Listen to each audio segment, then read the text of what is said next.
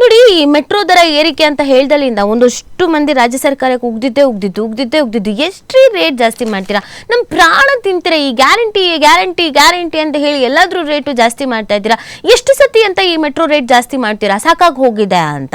So ಈಗ ಈ confusions ಬಹಳ ವಿಚಾರದಲ್ಲಿ ಆಗತ್ತೆ. ಇವ್ರು ನೋಡಿದ್ರೆ, ರಾಜ್ಯದವ್ರು ನೋಡಿದ್ರೆ ಇದಕ್ಕೂ ನಮಗೂ ಸಂಬಂಧವೇ ಇಲ್ಲ, ನಾವಂತೂ ಇದ್ರ ರೇಟ್ ಜಾಸ್ತಿ ಮಾಡಿಲ್ಲ, ಎಲ್ಲ ಕೇಂದ್ರದ್ದು ಅಂತಾರೆ. ಇನ್ನು ಬಿಜೆಪಿಗರು ಕೇಳಿದ್ರೆ ನಾವಲ್ಲಪ್ಪ, ಇದು ಕಾಂಗ್ರೆಸ್ನವ್ರು ಮಾಡಿರೋದು, ರಾಜ್ಯದವ್ರು ಮಾಡಿರೋದು, ಅದೇಂಗ್ರಿ ಮೆಟ್ರೋದ್ದು ಕೇಂದ್ರದವ್ರು ಮಾಡ್ತಾರೆ, ಇಲ್ಲ ರಾಜ್ಯದವರು ಅಂತ. ಸೊ ಇವ್ರು ಅವ್ರ ಮೇಲೆ, ಇವ್ರ ಮೇಲೆ ಈಗ ಆಗ್ತಿರೋದು ಅದೇನೆ. ಈಗ ಒಂದು ಕ್ಲಾರಿಟಿ ಕೊಟ್ಟಿದ್ದಾರೆ ಸಿಎಂ ಸಿದ್ದರಾಮಯ್ಯನವರು, ಮೆಟ್ರೋ ದರ ಏರಿಸಿದ್ ನಾವಲ್ಲ, ಕೇಂದ್ರ ಅಂತ ಹೇಳ್ತಾ ಇರೋದು. ಕೇಂದ್ರ ಸರ್ಕಾರದ ದರ ನಿಗದಿ ಸಮಿತಿ ಪರಿಷ್ಕರಿಸಿದೆ, ಮರುಪರಿಶೀಲಿಸುವುದಕ್ಕೆ ಒತ್ತಾಯಿಸುವೆ, ಬಿಜೆಪಿಗರು ನಾಟಕವನ್ನು ನಿಲ್ಲಿಸಲಿ ಅಂತ ಸಿದ್ದರಾಮಯ್ಯನವರು ಹೇಳಿದ್ದಾರೆ. ಸೊ ಏನೇನಾಯ್ತು ಅಂತ ಕ್ವಿಕ್ ಆಗಿ ನೋಡ್ಬಿಡೋಣ. ನಮ್ಮ ಬೆಂಗಳೂರು ಮೆಟ್ರೋ ಪ್ರಯಾಣ ದರ ಏರಿಕೆ ಮಾಡಿರುವುದು ರಾಜ್ಯ ಸರ್ಕಾರ ಅಲ್ಲ, ಬದಲಿಗೆ ಕೇಂದ್ರ ಸರ್ಕಾರ ಸ್ಥಾಪಿಸಿರುವ ದರ ನಿಗದಿ ಸಮಿತಿ. ಇದನ್ನ ಮರೆಮಾಚಿ ಜನರನ್ನ ತಪ್ಪು ದಾರಿಗೆ ಎಳಿತಾ ಇರುವ ಬಿಜೆಪಿ ನಾಯಕರು ಇನ್ನಾದ್ರೂ ಸ್ವಾರ್ಥ ರಾಜಕೀಯ ನಾಟಕ ನಿಲ್ಲಿಸಬೇಕು ಅಂತ ಸಿಎಂ ಸಿದ್ದರಾಮಯ್ಯ ಒತ್ತಾಯಿಸಿದ್ದಾರೆ. ಇದೇ ವೇಳೆ ನಾನು ಕೇಂದ್ರ ಸರ್ಕಾರಕ್ಕೆ ದರ ಪರಿಷ್ಕರಣೆಯನ್ನ ಪುನರ್ ಪರಿಶೀಲಿಸುವಂತೆ ಮನವಿ ಸಲ್ಲಿಸುತ್ತೇನೆ, ವಿಶೇಷವಾಗಿ ನಿತ್ಯ ಸಂಚರಿಸುವವರು, ವಿದ್ಯಾರ್ಥಿಗಳು ಹಾಗೂ ಬಡವರಿಗೆ ಹೊರೆ ಕಡಿಮೆ ಮಾಡಬೇಕು ಅಂತ ಹೇಳಿದ್ದಾರೆ.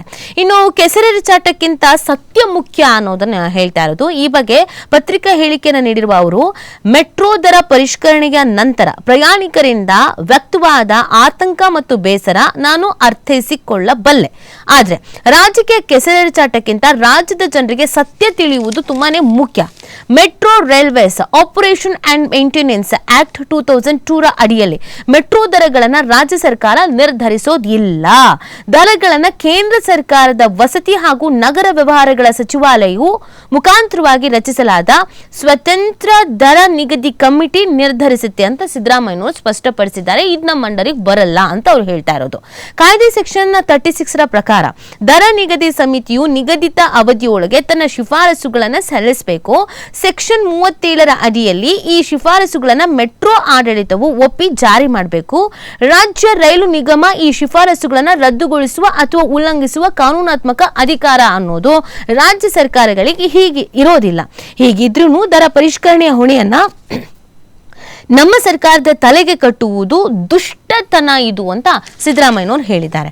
ಸಂಸತ್ತಿನಲ್ಲಿ ಯಾಕೆ ಪ್ರಶ್ನಿಸಲ್ಲ ಇದ್ರ ಬಗ್ಗೆ ಅಂತ ಕೂಡ ಇದೇ ಸಂದರ್ಭದಲ್ಲಿ ಅವರು ಪ್ರಶ್ನಿಸಿದ್ದಾರೆ. ದೆಹಲಿಯಲ್ಲಿ ರಾಜ್ಯದ ಹಿತ ಕಾಪಾಡೋಕೆ ವಿಫಲರಾಗಿರುವ ಬಿಜೆಪಿ ನಾಯಕರೇ ಮೆಟ್ರೋ ಪ್ರಯಾಣ ದರ ಏರಿಕೆ ರಾಜ್ಯ ಸರ್ಕಾರವು ಗುರಿಯಾಗಿಸಿ ಟೀಕಿಸುವ ರಾಜಕೀಯ ನಾಟಕ ಆಡ್ತಿದ್ದಾರೆ. ಇವರು ಈ ವಿಷಯವನ್ನು ಸಂಸತ್ತಿನಲ್ಲಿ ಯಾಕೆ ಪ್ರಶ್ನಿಸ್ತಾ ಇಲ್ಲ? ಕರ್ನಾಟಕದ ಬಿಜೆಪಿ ಸಚಿವರು ಕೇಂದ್ರ ಮಟ್ಟದಲ್ಲಿ ಹೆಚ್ಚು ದರ ಸ್ಲಾಬ್ಗಳನ್ನ ಯಾಕೆ ವಿರೋಧಿಸ್ತಾ ಇಲ್ಲ? ಬೆಂಗಳೂರಿಗರಿಗೆ ಬೆಂಬಲಕ್ಕೆ ನಿಲ್ಲಬೇಕಾಗಿದ್ದ ಕರ್ನಾಟಕದ ಬಿಜೆಪಿ ನಾಯಕರು ದೆಹಲಿ ಸರ್ಕಾರದ ವಕ್ತಾರರಂತೆ ವರ್ತಿಸೋದು ಯಾಕೆ? ಇವರಿಗೆ ರಾಜ್ಯದ ಜನರ ಹಿತರಕ್ಷಣೆಗಿಂತ ಹೈಕಮಾಂಡ್ ಓಲೈಕೆನೆ ಮುಖ್ಯನ ಹಾಗಾದ್ರೆ ಅನ್ನುವಂಥ ಪ್ರಶ್ನೆಯನ್ನ ಮಾಡ್ತಾ ಇದ್ದಾರೆ. ನಾಗಲೇ ಹೇಳಿದ್ನಲ್ಲ, ಸೇಮ್ ಕತೆ. ಇವ್ರು ಅವ್ರ ಮೇಲೆ ಹೇಳೋದು, ಅವ್ರಿಗೆ ಇವ್ರ ಮೇಲೆ ಹೇಳೋದು.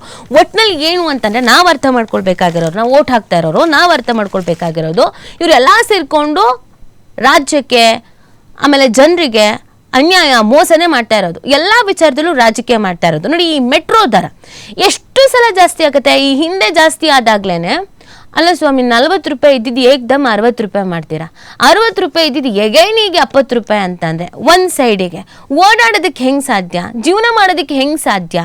ನಿಮಗೆ ಟ್ರಾವೆಲ್ ಎಕ್ಸ್ಪೆನ್ಸೇನೆ ಒಬ್ಬೊಬ್ಬರಿಗೆ, ಈಗ ಮೆಟ್ರೋ ನಂಬ್ಕೊಂಡು ಓಡಾಡ್ತಾ ಇರೋರಿಗೆ ತಿಂಗಳಿಗೆ ಏನಿಲ್ಲ ಅಂತಂದ್ರೂ 6,000 ರೂಪಾಯಿ ಬರುತ್ತೆ. ಇದ್ರಲ್ಲಿ ಸಂಸಾರ ಮಾಡೋದು ಹೆಂಗೆ? ಜೀವನ ಮಾಡೋದು ಹೆಂಗೆ? ಸಾಮಾನ್ಯ ವ್ಯಕ್ತಿಗಳು ಮೆಟ್ರೋದಲ್ಲಿ ಓಡಾಡಂಗೆ ಇಲ್ವಾ ಹಂಗಾದ್ರೆ ಅನ್ನೋ ಪ್ರಶ್ನೆ. ಬಟ್ ಇವ್ರೇನು ಹೇಳ್ತಿದ್ದಾರೆ, ಇದ್ರ ನಮ್ಮ ಪಾತ್ರನೇ ಇಲ್ಲ, ರಾಜ್ಯ ಸರ್ಕಾರದ ಪಾತ್ರನೇ ಇಲ್ಲ ಇದರಲ್ಲಿ, ಇದೇನಿದ್ರು ಕೇಂದ್ರದ್ದು ಅಂತ. ಬಿಜೆಪಿ ನಾಯಕರು ಇದು ಇಲ್ಲ, ಇದು ರಾಜ್ಯದವ್ರು ಜಾಸ್ತಿ ಮಾಡಿರೋದು, ಎಲ್ಲ ಬೆಲೆ ಏರಿಕೆ ಮಾಡ್ತಾ ಇದ್ದಾರೆ, ಗ್ಯಾರಂಟಿ ಕೊಟ್ಟು ಎಲ್ಲ ಫ್ರೀ ಫ್ರೀ ಫ್ರೀ ಅಂತ ಹೇಳಿ ಈಗ ಎಲ್ಲದ್ರೂ ರೇಟ್ ಜಾಸ್ತಿ ಮಾಡ್ತಿದ್ದಾರೆ ಅಂತ. ಇಲ್ಲಿ ಯಾರು ನಾಟಕ ಆಡ್ತಿದ್ದಾರೆ ಬಿಡ್ತಿದ್ದಾರೆ ಸೆಕೆಂಡ್ರಿ, ಇಲ್ಲಿ ಸಮಸ್ಯೆ ಅನುಭವಿಸ್ತಾ ಇರೋದು ಯಾರು? ಜನರು. ಸೊ ಸಿದ್ದರಾಮಯ್ಯನವ್ರಿಗೆ ಏನು ಹೇಳ್ತಾ ಇದ್ದಾರೆ ಅಂತಂದ್ರೆ, ಎಲ್ಲ ವಿಚಾರದಲ್ಲೂ ರಾಜಕೀಯ ಮಾಡೋದು ಬೇಡ, ಸತ್ಯ ಅನ್ನೋದು ಇಂಪಾರ್ಟೆಂಟ್ ಆಗತ್ತೆ. ನಮ್ಮಿಂದ ಆಯ್ಕೆ ಆಗಿ ಹೋಗಿರೋದು ಅಂದ್ರೆ ನಮ್ಮ ರಾಜ್ಯದಿಂದ ಹೋಗಿರುವಂತ ಸಂಸದರುಗಳು, ಬಿಜೆಪಿ ನಾಯಕರುಗಳು ಏನ್ ಮಾಡ್ತಾ ಇದ್ದಾರೆ? ಮಾತಾಡಿ ನೀವು, ಪ್ರಶ್ನೆ ಮಾಡಿ ನೀವು. ಯಾಕೆ ಅನ್ಯಾಯ ಆಗ್ತಾ ಇದ್ರು, ಮೋಸ ಆಗ್ತಾ ಇದ್ರು, ಸಮಸ್ಯೆಗಳಾಗ್ತಾ ಇದ್ರು, ಜನರಿಗೆ ಪ್ರಾಬ್ಲಮ್ ಆಗ್ತಾ ಇದ್ರು, ನೀವು ಇನ್ನೂ ಹೈಕಮಾಂಡ್ ನಾಯಕರನ್ನ ಓಲೈಕೆ ಮಾಡೋದ್ರಲ್ಲೇ ಯಾಕಿದ್ದೀರಾ ಅಂತ ಪ್ರಶ್ನೆ ಮಾಡ್ತಾ ಇದ್ದಾರೆ.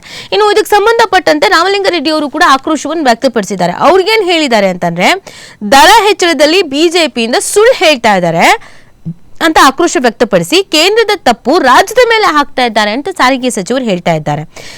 ನಮ್ಮ ಮೆಟ್ರೋ ರೈಲು ಪ್ರಯಾಣ ದರ ಹೆಚ್ಚಳದ ಕುರಿತಂತೆ ಬಿಜೆಪಿ ನೇತೃತ್ವದ ಕೇಂದ್ರ ಸರ್ಕಾರ ಮಾಡಿರುವ ತಪ್ಪನ್ನ ರಾಜ್ಯ ಸರ್ಕಾರದ ಮೇಲೆ ಹೊರಿಸುವ ಕೆಲಸವನ್ನ ಬಿಜೆಪಿ ನಾಯಕರು ಮಾಡ್ತಾ ಇದ್ದಾರೆ ಅಂತ ಸಚಿವ ರಾಮಲಿಂಗಾರೆಡ್ಡಿ ಅವರು ಕಿಡಿಕಾರಿರೋದು. ವಿಧಾನಸೌಧದಲ್ಲಿ ಸುದ್ದಿಗಾರರೊಂದಿಗೆ ಮಾತನಾಡಿ, ನಮ್ಮ ಮೆಟ್ರೋ ರೈಲು ಪ್ರಯಾಣ ದರ 5% ಏರಿಕೆ ಮಾಡುವುದಕ್ಕೆ ನಿವೃತ್ತ ನ್ಯಾಯಮೂರ್ತಿ ಅವರ ನೇತೃತ್ವದ ಸಮಿತಿ ನಿರ್ಧರಿಸಿದೆ. ಆದರೆ ರಾಜ್ಯ ಸರ್ಕಾರದ ಸೂಚನೆ ಮೇರೆಗೆ ದರ ಹೆಚ್ಚಳ ಮಾಡಲಾಗ್ತಿದೆ ಅಂತ ಬಿಂಬಿಸಲಾಗ್ತಾ ಇದೆ. ಮೆಟ್ರೋ ಪ್ರಯಾಣ ದರ ಹೆಚ್ಚಳಕ್ಕೆ ಸಂಬಂಧಿಸಿದಂತೆ ಇರುವ ಕೇಂದ್ರ ಸರ್ಕಾರವೇ ನೇಮಕ ಮಾಡಿರುವ ನಿವೃತ್ತ ನ್ಯಾಯಮೂರ್ತಿಗಳಾದ ಅಧ್ಯಕ್ಷತೆಯ ಸಮಿತಿಯಲ್ಲಿ ಕೇಂದ್ರ ಮತ್ತು ರಾಜ್ಯದ ತಲಾ ಒಬ್ಬರು ಪ್ರತಿನಿಧಿಗಳು ಇರ್ತಾರೆ. ಆ ಸಮಿತಿಯು ಮೆಟ್ರೋ ಆಡಳಿತ ಮಂಡಳಿಯಿಂದ ಮಾಹಿತಿಯನ್ನು ಪಡೆದು ದರ ಹೆಚ್ಚಳಕ್ಕೆ ಕೇಂದ್ರದ ನಗರಾಭಿವೃದ್ಧಿ ಸಚಿವಾಲಯ ಕಾರ್ಯದರ್ಶಿ ಅವರು ಅಧ್ಯಕ್ಷರಾಗಿರುವ ಸಮಿತಿಯ ಅನುಮತಿ ನೀಡಿದೆ. ಎಲ್ಲವೂ ಕೇಂದ್ರ ಸರ್ಕಾರದಿಂದ ನಡೆದಿದ್ದ ಆಗಿದ್ರೂ ನಮ್ಮ ವಿರುದ್ಧ ಮಾತನಾಡ್ತಾ ಇರೋದು ಸರಿ ಅಲ್ಲ. ಬಿಜೆಪಿ ನಾಯಕರಿಗೆ ಕಾಳಜಿ ಇದ್ರೆ ಕೇಂದ್ರಕ್ಕೆ ತಿಳಿಸಿ ಮೆಟ್ರೋಗೆ ಸಬ್ಸಿಡಿ ಆರ್ಥಿಕ ನೆರವನ್ನ ಹೆಚ್ಚಿಸಲಿ ಅಂತ ಹೇಳಿದ್ರು. ಬಿಜೆಪಿಗೆ ಜನರ ಬಗ್ಗೆ ಪ್ರೀತಿ ಅಂತ ಇದ್ರೆ ದರ ಏರಿಕೆ ಸಮಿತಿ ಕಳಿಸಿದ್ದ ಪ್ರಸ್ತಾವನೆಯನ್ನ ಕೇಂದ್ರದ ಅಧಿಕಾರಿಗಳ ಸಮಿತಿಯನ್ನ ತಿರಸ್ಕರಿಸಬಹುದಿತ್ತು. ಅದನ್ನು ಮಾಡದೆ ಈಗ ದರ ಏರಿಕೆ ಬಗ್ಗೆ ಸುಳ್ಳು ಹೇಳ್ತಿದ್ದಾರೆ. ಅವರೇ ಮಗುವನ್ನ ಚಿವುಟಿ ತೊಟ್ಟಿಲನ್ನ ತೂಗುವ ಕೆಲಸವನ್ನ ಮಾಡ್ತಾ ಇದ್ದಾರೆ. ಶಾಸಕರಾಗಿ ಸಂಸದರಾಗಿರುವವರು ಜನರ ಮುಂದೆ ಸುಳ್ಳು ಹೇಳೋದು ಸರಿ ಅಲ್ಲ ಅನ್ನೋದನ್ನ ರಾಮಲಿಂಗಾರೆಡ್ಡಿ ಅವರು ಹೇಳ್ತಾ ಇದ್ದಾರೆ. ಕಾಮಗಾರಿಗೆ 20% ಕೊಡುಗೆ, ಇದರ ಜೊತೆಗೆ ನಮ್ಮ ಮೆಟ್ರೋ ಕಾಮಗಾರಿ ಸಂಪೂರ್ಣವಾಗಿ ಕೇಂದ್ರ ಸರ್ಕಾರದ ವೆಚ್ಚದಲ್ಲೇ ಮಾಡಲಾಗ್ತಿದೆ ಅಂತ ಬಿಂಬಿಸಲಾಗ್ತಾ ಇದೆ. ಆದರೆ ಕೇಂದ್ರ ಸರ್ಕಾರದ ಮೆಟ್ರೋ ಕಾಮಗಾರಿಗೆ 20% ಮಾತ್ರ ಹಣ ನೀಡ್ತಾ ಇದೆ. ಉಳಿದ ಹಣವನ್ನ ರಾಜ್ಯ ಸರ್ಕಾರ ಮತ್ತು ಬಿಎಂಆರ್ಸಿಎಲ್ ಸಾಲದ ರೂಪದಲ್ಲಿ ಭರಿಸ್ತಾ ಇದೆ. ಅದನ್ನು ಹಂಚಿಕೊಳ್ಳುವಕ್ಕೂ ಕೂಡ ಸುಳ್ಳು ಹೇಳ್ತಾ ಇದ್ದಾರೆ ಅನ್ನೋದನ್ನ ರಾಮಲಿಂಗಾರೆಡ್ಡಿ ಅವರು ಹೇಳ್ತಾ ಇದ್ದಾರೆ. ಎಲ್ಲಾ ವಿಚಾರದಲ್ಲೂ ಕೂಡ ಅವರು ಸುಳ್ಳು ಹೇಳ್ತಿದ್ದಾರೆ ಅನ್ನೋದನ್ನ ಹೇಳ್ತಾ ಇದ್ದಾರೆ. ಅದು ಅಭಿವೃದ್ಧಿಯ ವಿಚಾರದಲ್ಲಾದ್ರೂ ಆಗಿರ್ಬೋದು. ಈ ಕ್ರೆಡಿಟ್ ವಾರ್ ಅನ್ನೋದು ಜಾಸ್ತಿ ಆಗತ್ತೆ.